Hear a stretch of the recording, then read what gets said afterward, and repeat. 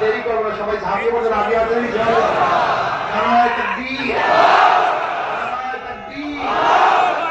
আমরা সবাই নবীর সেনা, আমরা সবাই রাসূল সেনা, কোরআন সুন্নাহর আলো, ঘরে ঘরে চালো, রুশ ভারতের দালালেরা হুঁশিয়ার সাবধান, দালালি আর করবি না, পিঠের চামড়া থাকবে না, দালালি আর করবি না, পিঠের চামড়া থাকবে না।